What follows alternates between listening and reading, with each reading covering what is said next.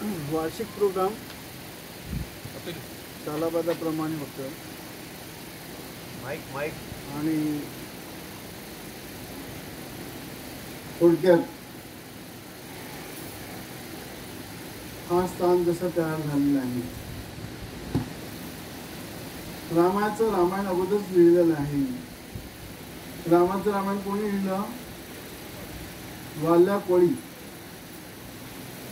रामायण पहिलं लिहिलं गेलं, नंतर रामायण घडलेलं आहे. महाभारत पहिलं लिहिलं गेलेलं आहे आणि महाभारत त्याप्रमाणे घडलेलं आहे. तसं प्रत्येकाचं रामायण महाभारत लिहिलेलं आहे तसं घडत आहे. जन्मापूर्वी आपण कोणाच्या पोटी जन्माला येणार ही कल्पना नव्हती. आई कोण, वडील कोण, कुठल्या घरात जन्म घेणार ते आपल्या हँड नाही. कोणाच्या घरात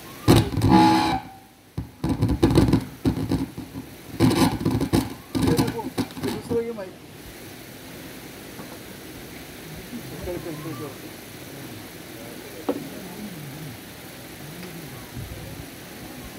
दुसरं माहीत कुठे नाही हलतो तो बोलायला होत नाही.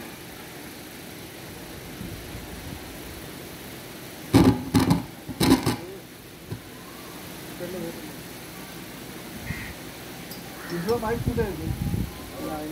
हां हे हालत राहणार तर बोलतो नुसतं बोलतो.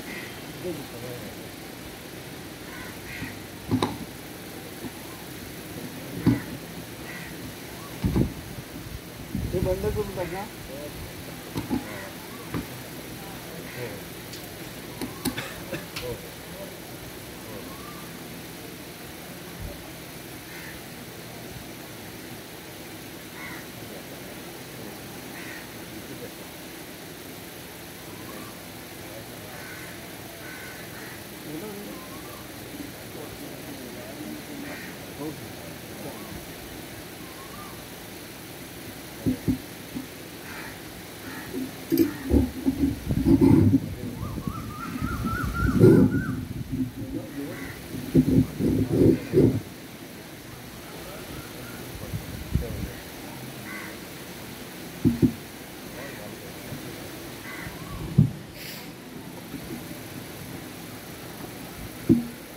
सगळ्यांचं महाभारत रामायण हे ऑलरेडी लिहिलेलं आहे.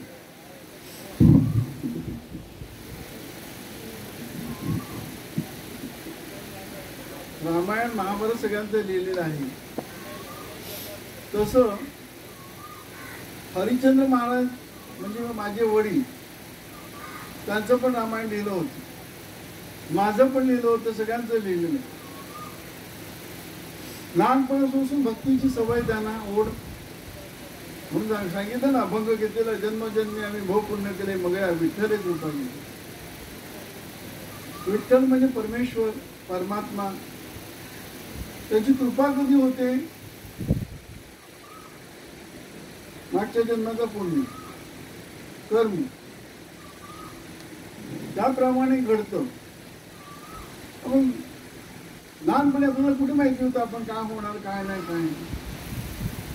जसं बी मध्ये झाड आहे, झाडामध्ये बी आहे, त्या बीने कुठे पडायचं आणि कुठे झाड व्हायचं, किती फळं द्यायची, कोण माळी असणार, कोण त्याला पाळणार, हे सगळं ठरलेलं असतं. जसं हरिश्चंद्र महाराज या घरात जन्माला आले, लहानपणापासून भक्तीची सवय, देवाबद्दल ओढ आणि लहानपणापासून ते भक्ती केली. त्याला गुरुचं महत्व कळलं, सद्गुरूचं महत्व कळलं. सद्गुरूच्या शोधात होत. सद्गुरू त्यांना भेटला नाही आणि जेव्हा भेटला होता तेव्हा त्यांचा टाइम भरला नव्हता. भेटून सुद्धा उपयोग झाला नाही. भेटून उपयोग झालेला नाही. सद्गुरूच्या शोधात राहिले. सद्गुरू भेटले होते, त्यांना कळलं की सद्गुरू आहे. गेले लाईनीत, त्याचा नंबर आणि डोक्याला हात ठेवलं, त्यांना काहीच झालं नाही. म्हणे मडका कच्चा आहे तुझा, हे पुस्तक वाच. तो पुस्तक म्हणजे पंचकरण षटक. तो पुस्तक वाचला, काहीच समजलं नाही त्यांना, कारण तो वेळ भरला नव्हता. तो सद्गुरू दुसऱ्यांच्या डोक्यावर हात ठेवायचा, बॉडी व्हायब्रेशन व्हायचं, त्यांना काहीच झालं नाही. मडका कच्चा म्हणजे वेळ भरला नव्हता. वाचलं, काही समजलं नाही. दासबोध अनेक वेळा वाचलं, काहीच समजलं नाही. मग त्याने बघितलं काहीच आपल्याला. मग विठ्ठलाची भक्ती चालू केली आणि त्र्यंबकेश्वरला निवृत्तीनाथ महाराज यांच्या समाधीला त्याने गुरु मानलं आणि भक्ती चालू. 89ला त्याने अटॅक केला होता, हार्ट अटॅक. त्या सिव्हिअर अटॅक मधून ते वाचले आणि तपासणी केली तर म्हणे यांचं हार्ट 30% वर्किंग आहे. ते फक्त गोळ्यांवर जगतात आणि हे माळेवर जगतात. त्यांची विठ्ठलाची माळ, नामस्मरण, हरिपाठ वाचल्याशिवाय जेवत नव्हती. कितीही काम असू दे, हरिपाठ वाचल्याशिवाय जेवण नाही. नित्यनेम योग्य वेळ आलं आणि मला माझे आता एंट्री कशात झाली. मी पण महाराजांची भक्ती म्हणजे माझी नंतरची, पण मी पण देवाबद्दल लहानपणापासून ओढ होती. पण देव मला कळायचंच नाही. काय देव आहे, देव म्हणजे काहीच कळायचं नाही. फक्त देव म्हणजे काहीतरी आहे, शक्ती, एवढंच कळायचं.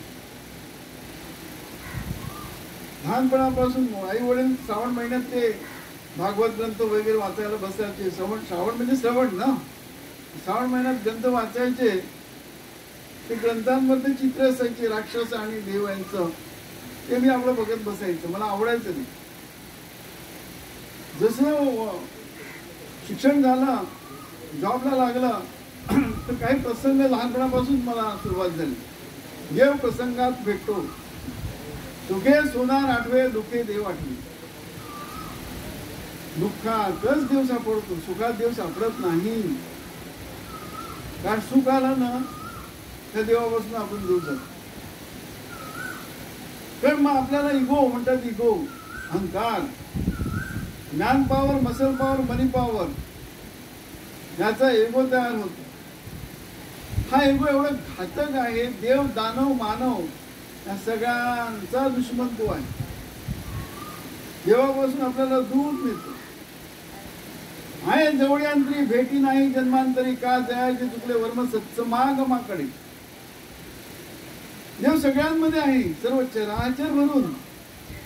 तो कुठे नाही असं नाही. त्याचा अनुभव सद्गुरू देतो. पण योग्य टाइम, सही वक्त, योग्य वेळ यायला पाहिजे. लहानपणापासून आवड होती मला. ह्या संप्रदायाचे माझे मित्र प्रकाश पांडुरंग तारकर, त्यांची ओळख माझी 87 साली झाली होती. एका सोसायटीत आम्ही मेंबर होतो. मी चेअरमन, ते ट्रेझरर आणि विनरकर सेक्रेटरी राजेंद्र विरल. ते गुरुकडे जायचे. मला गुरु म्हणजे काय कळायचं नाही, कारण माझा वेळ भरला नाही. 87. पण लहानपणापासून मला प्रसंग आले आणि देवासारखं माणसं पण भेटत गेली. प्रत्येक प्रसंगातून निवारून गेलं. 90 साली असा प्रसंग आला की मी स्मॅश झालो. माझं अस्तित्व नष्ट झालं आणि 26% व्याजाने मी कर्ज घेतला होता आणि इकडे चाळ बांधली होती विकायचं बिझनेस म्हणून. ती चाळ विकली गेलीच नाही आणि कर्ज वाढत गेलं. तर तारकरने मला विचारलं, म्हणे का तू एवढा कर्ज घेतलेला आहे, काय चाललंय? म्हणजे काय कळत नाही, म्हणजे काहीतरी भानगड आहे. मग त्याने पुढचं दाखवलं मला मार्ग. रोज आम्ही भेटायचे. एक पंचाक्षरी होते, ते दत्ताचे भक्त होते आणि ते सगळं सांगायचं. एक विभूती त्याच्यावर सगळं मिळवून न्यायचं. मी ज्ञानेश्वरी वाचलेले, त्यांनी दासबोध वाचलेले. माझ्या डोक्यात ज्ञानेश्वर वाचले, त्यांच्या डोक्यात दासबोध. ते म्हणतात दासबोध श्रेष्ठ आहे, मी म्हणतो ज्ञानेश्वरी श्रेष्ठ आहे. आणि योग असा आला की त्यांचा आग्रह होता मी त्यांच्या गुरुकडे जायला पाहिजे, पण माझा योग नव्हता. शेवटी त्यांनी निवेदन केलं समाधीवर की याने आमच्या गुरुकडे येणं. प्रेम म्हणतात ना, प्रेम ऋणानुबंध म्हणतात, ते ऋणानुबंध असतात. समाधी स्वप्नात आली. आम्ही सांगितलं अशी तुमची माझी समाधी माझी स्वप्नात आलेली आहे. एकच शब्द मला विचारला, तू येणार आता तरी येणार का नाही महाराजांकडे? म्हणजे मागच्या जन्मात कुठेतरी ऋणानुबंध होते. माझं तोंडून सहज बाहेर पडलं, नाही मी येणार. आणि मी घरी येऊन सांगितलं मिसेसला की मी उद्या समाधीवर जाणार आहे आणि गुरुकडे जाणार. ती घाबरली. म्हणजे हा साधू होऊन निघून गेला तर माझी पंचायत होईल ना. साहजिकच आहे ना, कोणालाही वाटणार ना की हा साधू होऊन निघून गेला तर माझी पंचायत होईल. तिने सांगितलं पण उद्या आपला लग्नाचा वाढदिवस आहे. पण मी सहज बोललो, अजय लग्नाचे वाढदिवस किती येतील किती जातील, पण असा हा योग येणार नाही. तिने समजलं हा हट्टी आहे, ऐकणार नाही. अलाव केलं, मला घ्यायला सांगितलं.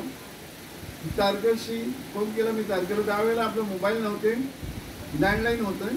93 साली फोन केला, मी उद्या येणार आहे, आपण जाऊ. समाधीवर गेलो आम्ही. समाधी प्रथेप्रमाणे पूजा केली.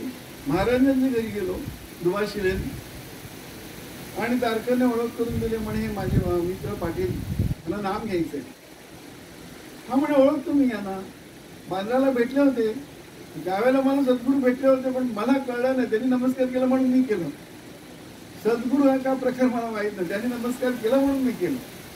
पण महाराजांनी लक्षात ठेवलं होतं, हा म्हणे ओळखतो, पण नाम घ्यायचं हरकत नाही. तारखेला सांगितलं तुम्ही बाहेर व्हा, बाहेर थांबा, मी यांना नाम देतो.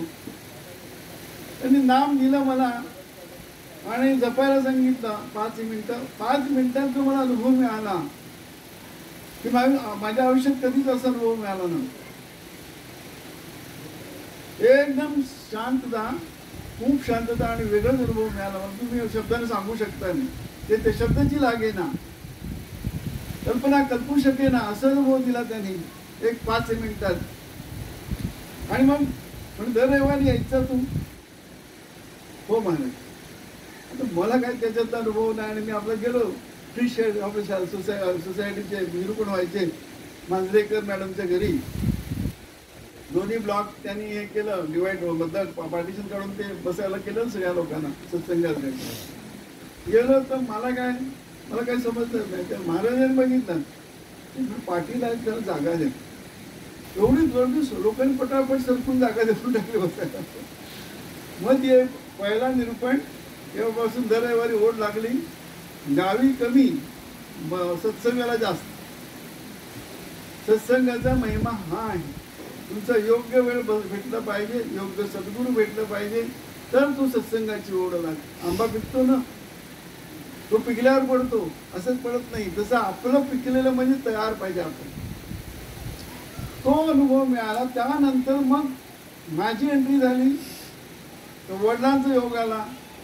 वडिलांना म्हणतो म्हणे तुम्ही सद्गुरूकडे गेलाय का? म्हणू तर तुझा सद्गुरू कशावरून? कारण ह्याने अनेक गुरु आणि सद्गुरू बघितलेले, पण त्याला सद्गुरू काय समजलं नाही, पण गुरु बघितलेले. आता मी काय विचार केला, ही भरलेली पाटी आहे, हे फोडता येणार नाही आपल्याला. भरलेली पाटी आहे ना, फोडता येणार नाही. म्हणजे जाऊ दे आपण, म्हणजे काय नाही म्हटलं, मासा पाण्यात कसं राहतो तर मासाहून बघावं लागेल. विषय बंद केला.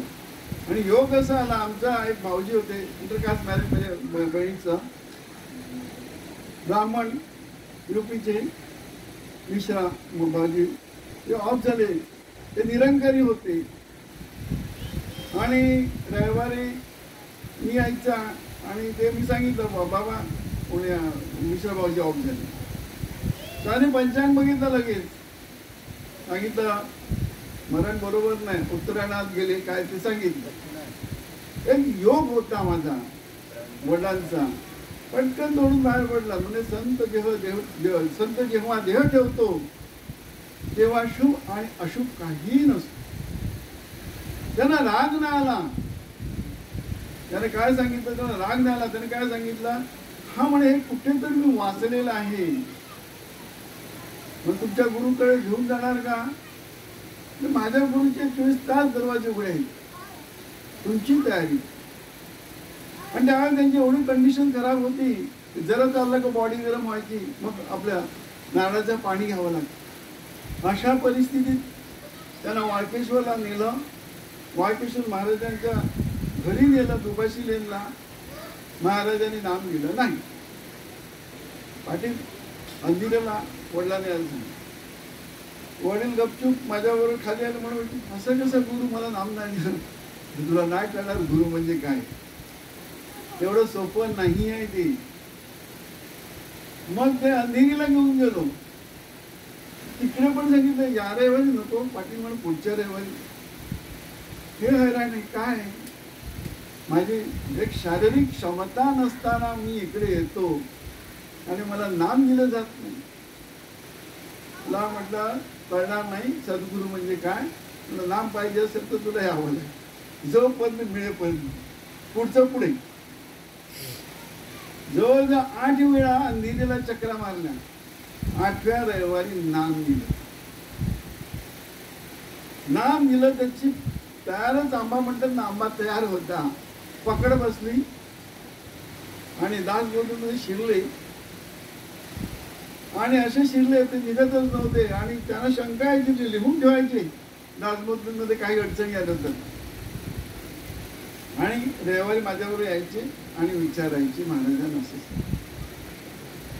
महाराज उत्तर द्यायचे, त्यांना ऐकायला यायचं. महाराजांची भाषा त्यांना कळायची नाही, त्यांची भाषा त्यांना ऐकायला कमी होतं, कारण एक इंद्रिय कमी. मग मी त्यांना समजून सांगायचं, महाराज मला समजून सांगायचं, मी त्यांना समजून. ट्रान्सलेटर सारखं माझं काम. आणि एक उद्भव कसं, हा सगळं इतिहास सांगायचा उद्देश काय, त्यांना अनुभव आला. म्हणे दासबोध मी किती वेळा वाचतो, म्हणे काय कळलंच नाही. म्हणे ह्या गुरुकडे गेल्यानंतर दासबोध म्हणे स्पष्ट समजायला लागलं. म्हणे तुमचा सद्गुरू सद्गुरूच आहे, आता माझी खात्री झाली. म्हणजे अनुभव आला त्यांना की सद्गुरूचं महत्व काय, आणि सद्गुरू केल्यानंतर सद्गुरूची साधना दिलेले साधन केल्यानंतर काय होऊ शकतं हे कळलं. त्यानंतर त्याला एक ओढ लागली की माझा सद्गुरू माझ्या घरी यायला पाहिजे.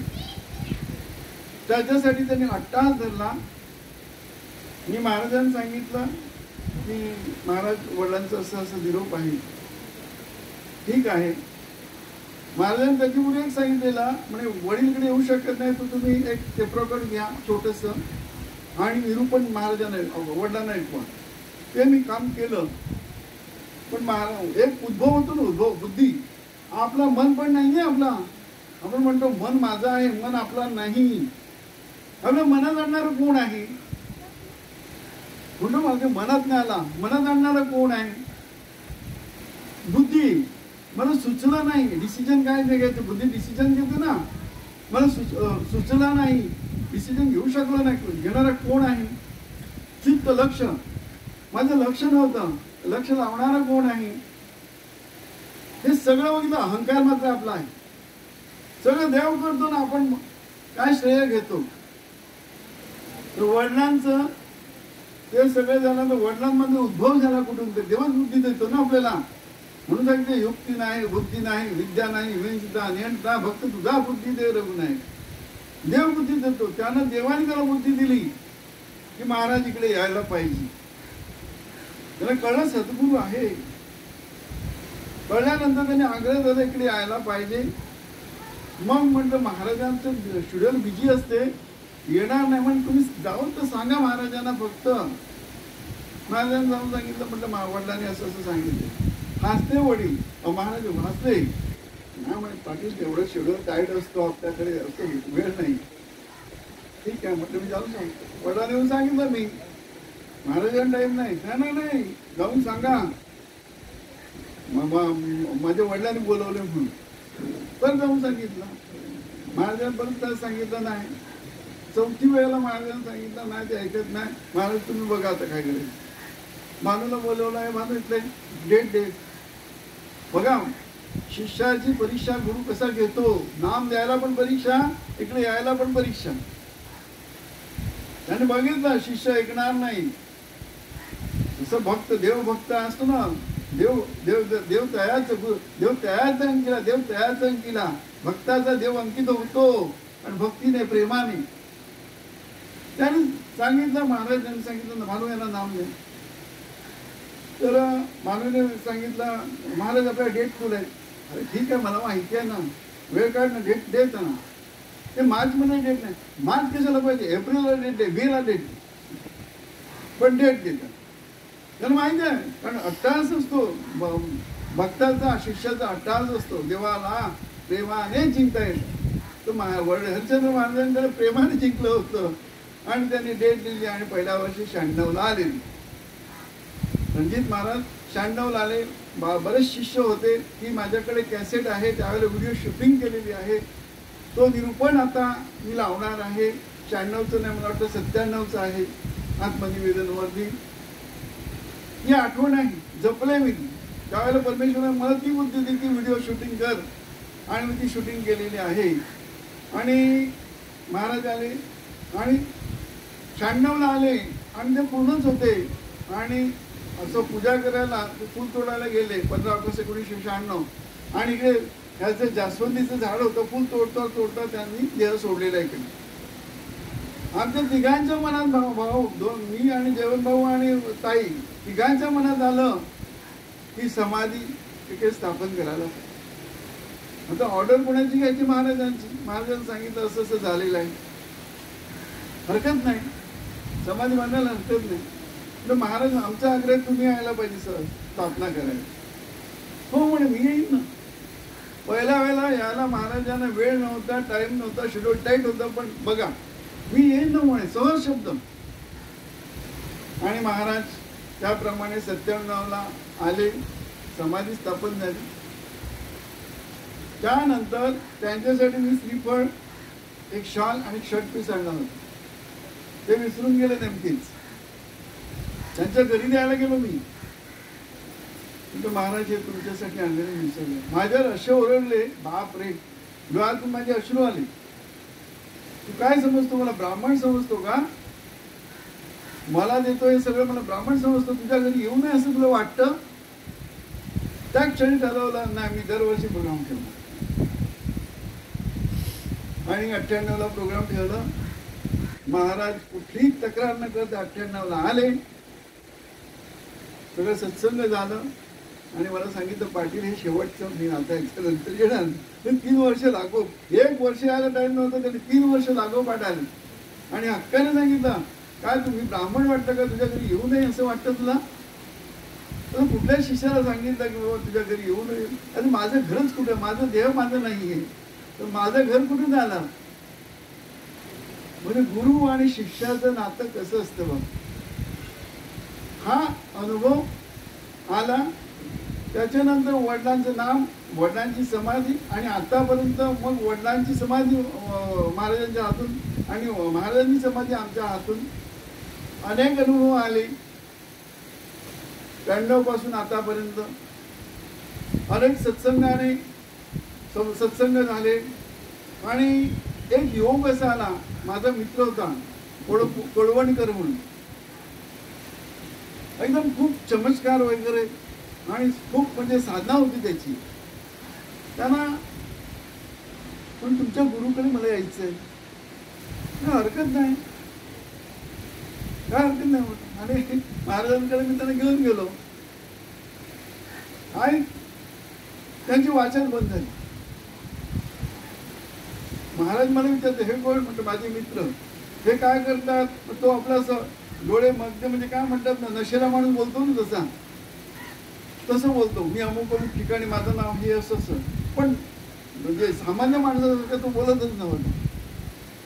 आणि आमचे संवाद सुरुवात झाले महाराजांशी. प्रश्नोत्तर, मॅक्झिमम प्रश्नोत्तर. त्यावेळेला मला प्रश्न कुठून उद्भवला मला कळलं नाही. आणि महाराजांनी उत्तर दिलं तेवढं डोक्यात ठेवलं बरोबर. आणि नंतर तर नालासोपाऱ्यापर्यंत आला. नंतर ते बोलायला लागले, म्हणे आज तुमचं संवाद सुंदर झाला महाराजांची.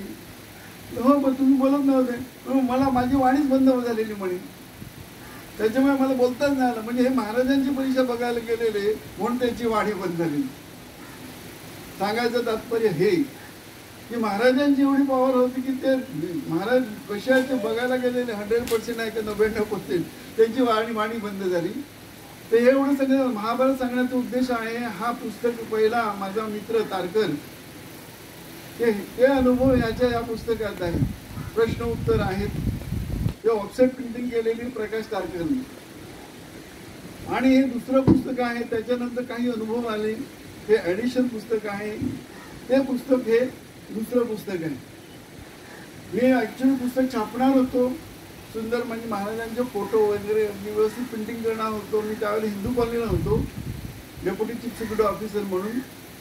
पण टायपिस्ट क्लास आपली यांची ती वामनराव पैंची शिष्य होती, तिने टायपिंग वगैरे केलं आणि ते योगच नाही आला. महाराजांची इच्छा नाही म्हणे, साहेब म्हणे तुम्ही एवढं सगळं केलंय तर तुम्ही हे सगळं टायपिंग करा, याचे झेरॉक्स करा आणि लोकांना वाटा म्हणे. बघा कुठून काय झालं.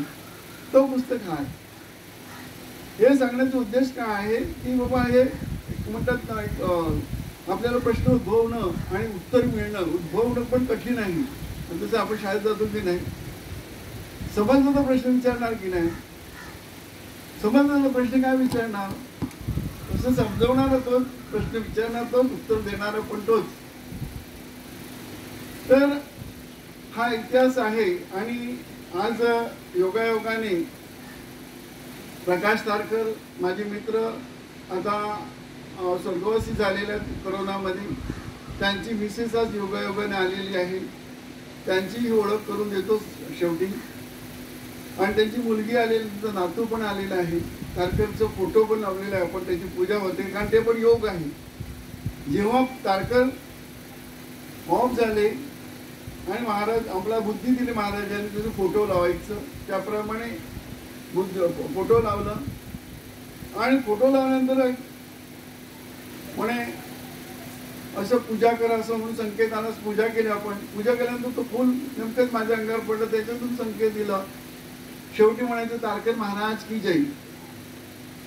आणि ते ऑफ झाल्यानंतर माझ्या स्वप्नात मध्ये आलेले होते. जवळजवळ आम्ही 2-3 तास स्वप्नात चर्चा केली माझ्याशी आणि मला सांगितलं मी पूर्ण झालेलं आहे. ते मला अजून स्वप्न आठवतं.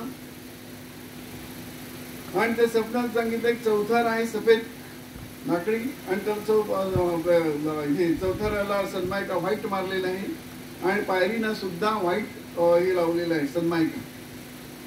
ते एक पायरी ओलांडून, म्हणजे चप्पल घातलेली ती ओलांडून एक पायरी चप्पल तिकडेच ठेवली, दुसरी खाली दुसरी चप्पल ठेवली आणि ते ओलांडून पलीकडे गेले आणि मला बोट दाखवलं पण या चपलेकडे पोहोचली. म्हणजे माझी पूजा कर हा संकेत होता. त्याच्याप्रमाणे महाराजांनी संकेत दिला, फोटो लावला, त्याची पूजा होते. बघा कसे संकेत असतात.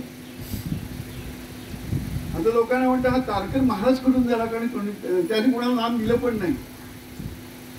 तारकरने कधी निरूपण पण दिलेलं नाही. पण तो महाराज कसा झाला. अंतरीच्या पुणा अंतरी जाणती. महाराजांनी सांगितलेलं दिलेलं संकेत आणि स्वप्नात दिलेलं संकेत ते आपल्याला कळलं आणि त्याप्रमाणे आपण फॉलो करतो.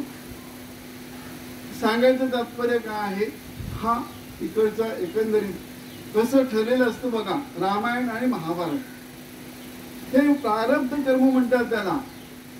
प्रारब्ध कर्माने सगळं घडत असतं. कोणाच्या जन्मपोट्या जन्म घेणार, कोणाच्या पोटी आपण काय, भाऊ किती, बहीण किती, आणि तुमचं सगळं इतिहास लिहिलेला त्याप्रमाणे घडत असतं. ही देवाची इच्छा होती म्हणून हा स्थान झालेला आहे. म्हणून दरवर्षी आपला सत्संगाचा इकडे प्रोग्राम होतो. सगळं देवाची इच्छा, आपली काहीच इच्छा नाहीये, आपण नाहीच आहे. म्हणून ती 9वी भक्ती घेतलेली आहे. 4-9 4-9 मध्ये काय सांगितलेलं आहे. 9 विद्या आपलं दासबोधची आरतीमध्ये आहे ना, 9 विद्या भक्ती पण ते राम रूप अनुभवी. 9 विद्या भक्ताने रामाचा अनुभव. राम म्हणजे कोण, तो दशरथाचा पुत्र नाही, सगळ्यांमध्ये आत्माराम आहे तो राम, त्याची 9व्या भक्तीने ओळख होते. पहिले भक्ती कुठल्याने सांगितलेलं आहे?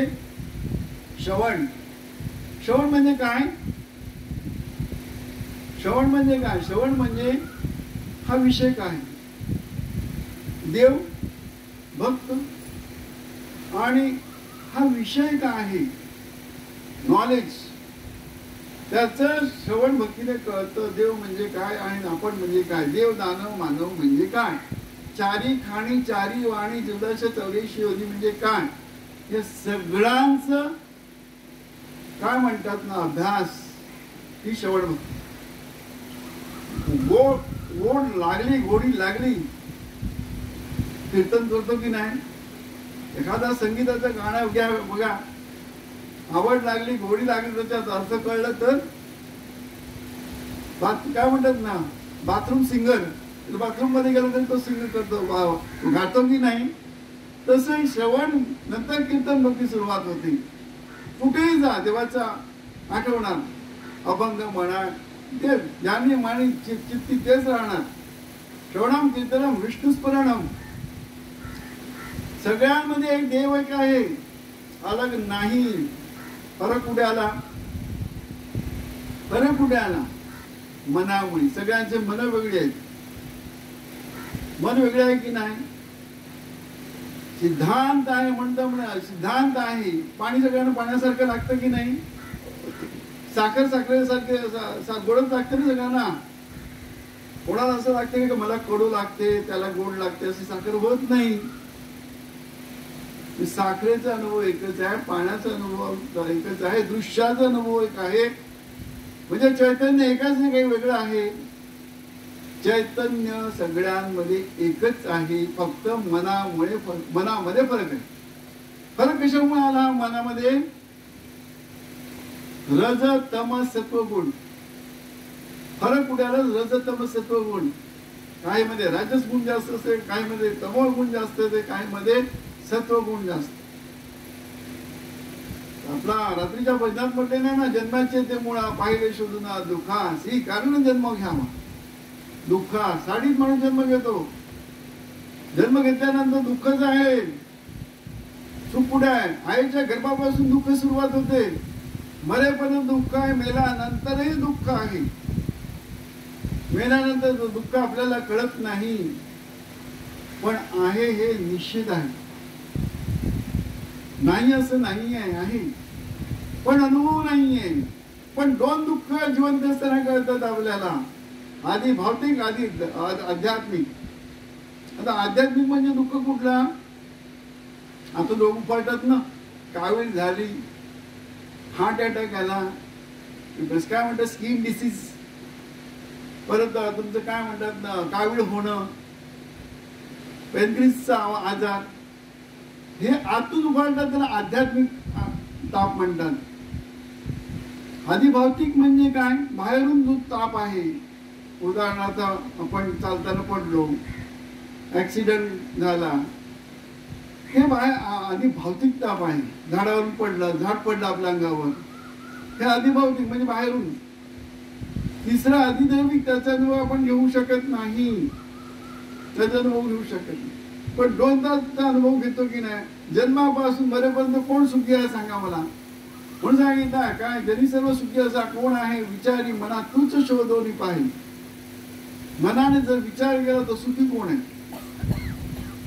श्रीमंत सुखी नाही, मध्यम सुखी नाही, आणि गरीब पण सुखी. सगळं कशासाठी चाललंय? एक आपल्या शरीरासाठी, म्हणजे 10 इंद्रियांसाठी. जन्मापासून मरेपर्यंत मग इंद्रिय 10 देहाची सेवा करतो की नाही आपण? तर दुसरी कशाची सेवा करतो? देहाचीच सेवा करतो. देवाची सेवा करतच नाही, कारण देवाला ओळखत नाही आपण. ते श्रवण भक्ती नाही कळत. म्हणून श्रवण भक्ती महत्वाची आहे. श्रवणम कीर्तनम, देव आत्म्याबद्दल प्रेम, विष्णू स्मरणम, सगळ्यांमध्ये एकच देव आहे. 5 सेवन, गुरु जे सांगतो, गुरु सांगितलं फॉलो करायचं. जसं आपण एखादी गोष्ट माहिती नाही ना, विचारतो की ना आपण एखाद्याला, हे कसं काय, हे कसं काय, ते कसं विचारतो ना, मग त्याला फॉलो करतो, मग आपल्याला तो रिझल्ट मिळतो. पाच सेवन म्हणजे गुरुवचन, पाच सेवन अर्चन, गुरु सांगेल त्याप्रमाणे वागणं, वंदन, सगळ्यांमध्ये एक देव आहे. सख्यम, देवाशी प्रेम करा म्हणजे आत्म्याशी प्रेम करा. आपण देहाशी प्रेम करतो की नाही? देवाशी प्रेम कुठे करतो आपण? रामाशी प्रेम करत नाही, रावणाशी प्रेम करतो आपण. सद्गुरू आपल्याला रामाशी म्हणजे आत्मारामाशी प्रेम करायला लावतो. त्याला काय म्हणतात? श्रवणम, कीर्तनम, विष्णू स्मरण, अर्चनम, वंदनम, दास्य. सख्य, देवाशीच प्रेम करा. आणि देवाशी एकदा गोड लागली, गट्टी जमली, देवाला प्रेमाने जिंकता येतं, मग देव आपल्यातून प्रकट होतो. तो आत्मनिवेदन शेवटची होतो. देव एकदा प्रकट झाला का तुम्ही राहत नाही शिल्लक. देव जर प्रकट झाला तर तुम्ही शिल्लक राहत नाही. हा अनुभव आल्यानंतर काय होतं? फुल स्टॉप होतो. फुल स्टॉप झाल्यानंतर थांबायचं नाही. कारण देह आहे, माया आहे. या माया दडकायला न पाहिजे. म्हणून काय आहे? मुक्तीवरील भक्ती. ती मुक्तीवर भक्ती कशी? सद्गुरूने दिलेले 4 भजन रेग्युलर करायचं. जसं आपण खातो की नाही, कळलं, देव कळलं, खातो की नाही, पितो की नाही, सगळं कर्म करतो की नाही, तसं मुक्तीमध्ये भक्ती म्हणजे 4 भजन, ध्यान धारणा आणि सत्संग. सत्संग थर्ड आहे. फर्स्ट तुमचं काय आहे? 4 भजन, ध्यान धारणा आणि मग सत्संग, आत्मनिवेदन. त्याच्यानं कारण ते आपण काय माया प्रबळ आहे ना, पण त्याच्यात अडकू नये. जसं आपण म्हणतात रोग लागला तर डॉक्टरकडे जातो की नाही, औषध घेतो की नाही, निरोगी झाल्यानंतर औषध बंद करतो आपण, पण रोग होऊ नये म्हणून प्रिकॉशन घेतो की नाही, तसं प्रिकॉशन म्हणजे मुक्तीवरील भक्ती. म्हणून सद्गुरू भेटल्यानंतर गुरु आणि सद्गुरू.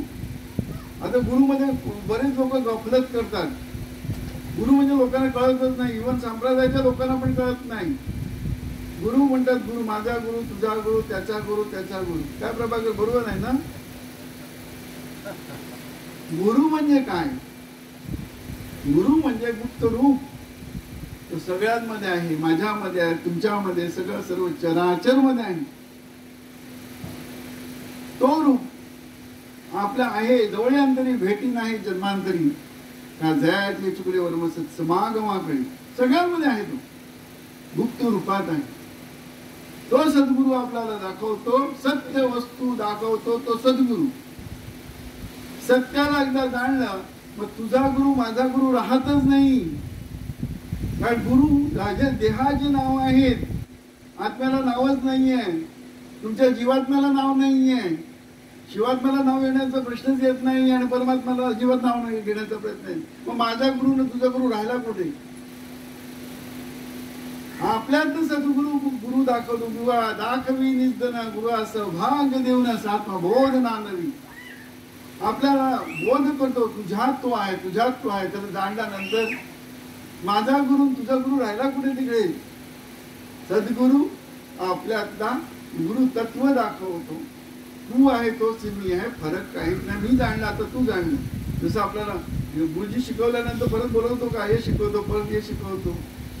आपण मात्र एक आदर असतो आपल्याला, हा यांच्यामुळे मी शिकलो. जसं सद्गुरूंचा आदर आपल्या काय मनात असतो, या सद्गुरूमुळे मला कळलं की मी कोण आहे. मी आपण समजतो तो आपण नाहीच आहे, हे सद्गुरू अनुभवाने सांगतो आपल्याला. आपली ओळख काय आहे? आई वडिलांनी जन्म दिला, ते वाढत वाढत गेलं, पुढे आपण वाढलो आणि एक दिवस वयाने म्हातारे होत गेलो आणि एक दिवस गेलो. तो येणारा जाणारे आपण नाही. ते देहाची ओळख आहे, तुमची ओळख नाही. सद्गुरू आपली ओळख. ती ओळख झाल्यानंतर जो आपला कन्फ्युजन आहे ना, माझा गुरु तुझा गुरु काही राहत नाही.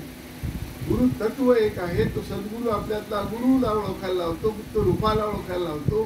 म्हणून सांगितलं, गुरुआ घाली ज्ञानांजन, गुरुआ दाखवी निजन, गुरुआ सौभाग्य देऊन सात्मा बोल. आपल्याला बोध करू, तू देह नाही. तू देह कसं नाही, त्याच्यासाठी आत्मनिवेदन भक्ती. त्याच्यासाठी तो पुस्तक आहे ना पंचकर्णसाठी. 4 देह आहेत आपल्यात.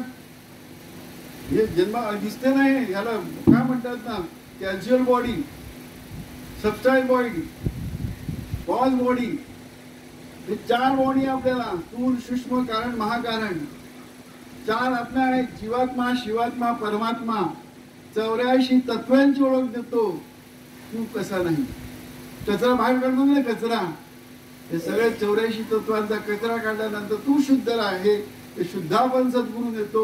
मग शुद्धाकडे गेल्यानंतर आपण राहत नाही, सद्गुरू आणि आपणच शिल्लक राहतो. म्हणजे सद्गुरू आणि सद्गुरू पण राहत नाही, आपणच शिल्लक एकच आहे. म्हणून सांगितलं पाळणामध्ये, जाणो नेणे तुला ही प्रेम कुणतो मला. तो आहे पण नाही आहे. जे मनामुळे सगळं भासतं. आता दिवसात दिसतो ते सत्य आहे का, रात्री झोपेत अनुभव घेतो तो सत्य आहे का, रात्री स्वप्नात अनुभव घेतो तो सत्य आहे. जीव 3 दशात फिरतो की नाही, जागृती, स्वप्न, सुषुप्ती. कुठली दशा सत्य आहे? या 3 दशांना साक्षीत्व रूपाने जाणतो. त्याला काय म्हटलंय? परमात्मा. 3 आत्म्यांपेक्षा वेगळा आत्मा. जीवात्मा म्हणजे अंतःकरण, मन, बुद्धी, चित्त, अहंकार याच्याने त्याला जीवात्मा म्हटलेला आहे. तो कधी मरत नाही. तो देह धारण करतो वासनेमुळे. वासना की नाही, जीवा विषय सुखाची आवड आहे म्हणून तो देह बदलतो. कारण देहाशिवाय राहू शकत नाही. राम तोच रावण आहे विषय सुखामुळे. त्या रावणाला राम करतो सद्गुरू. तर प्रत्येक माणूस रावणच आहे. कारण 10 इंद्रियांची ओढ आहे की नाही त्याला. 10 इंद्रियातून विषय सुख घेतो की नाही, सकाळी उठल्यापासून रात्री झोपेपर्यंत. आणि ते पुढे मनाच्या सुखमध्ये म्हणण्यात की वासना पूर्ण होत नाही म्हणून परत जन्म घेतो. पुढे नाशो म्हणजे ज्याचे त्याचे म्हणून महाभूता जन्म घेते. जन्म घेण्याचं कारण काय? वासना तृप्त होत नाही. जसं आपण गाडी घेतली की काय म्हणतात ना, भंगारमध्ये गेली चालत नाही, रिपेरिंग करून आपण गॅरेजमध्ये टाकतो, पण सवय लागलेली असते, गाडीशी राहू शकत नाही आपण. तसं या शरीराची सवय लागलेली आहे. शरीराशिवाय राहू शकत नाही. शरीर कशासाठी? विषय सुख. मग आत्मसुख घ्यायला सद्गुरू शिकवतो. आत्मसुख घ्या रे उघडा ना दृष्टी, यावणी चावटी करून. ही सवय लागली. हे जावो अथवा राहो, पांडुरंगेची रजागिरा सगुणा सिद्धामी. 1-2 मिनिटं. तारकर वहिनी आल्यात, त्यांची ओळख करून देतो. तारकर वहिनी आणि मैथिली पण आहे.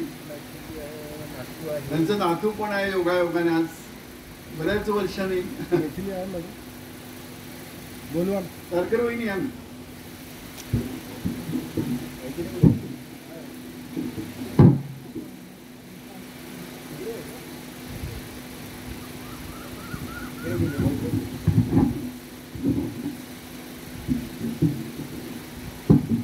या आमच्या तारकर वहिनी. आमची तारकरची दोस्ती 87 पासून 86-87 पासून आहे. आणि तेव्हापासून आम्हाला ओळखतात, भावाला पण ओळखतात. जाणं येणं आमचं असायचं. तर बसच बहिणी बसा बसा बसा हरकत नाही. आमच्या गुरु भगिनी पण आहेत. तर आज योग आला आणि म्हटलं या पुस्तकाची आठवण आणि महाराजांचा प्रवास तारकरमुळे झालेला म्हणून त्यांची आठवण. आणि त्यांची मुलगी मैथिली.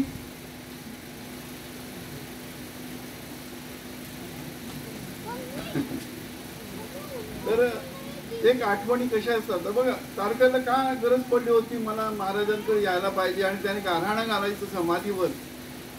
किंवा माझा मित्र या संप्रदायात यायला पाहिजे. ते ऋणानुबंध कुठेतरी असणार की नाही, त्याच्याशी असं होत नाही. ही मैथिली एक रे, ही आमच्या तारकर महाराजांची मुलगी आहे आणि त्याचं नातू आहे. एकंदरीत योग आता चांगला आला. म्हणजे बऱ्याच वर्षापासून मला की ते पहिले सुरुवातीला आले होते तुम्ही. महाराज पहिले आले तेव्हा 96 साली आले होते. 96 साल्यानंतर आता मला वाटतं तू मध्यंतरी येऊन गेले. हां, हा एकंदरीत प्रवास आहे. हे तुम्हाला अनुभव म्हणून सांगितले. अनुभव भरपूर आहेत, न संपणार आहेत. वेळ कमी आहे. आता फक्त आता महाराजांचं निरूपण 22-23 मिनिटात आहे. आवडत चालेल ना?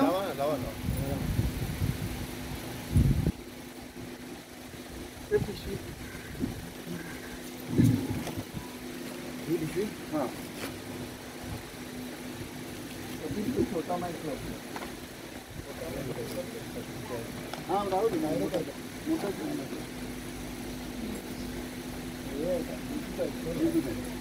डायरेक्ट मोठा त्याला दुसरं लागेल दुसरं लागेल मोठाला द्या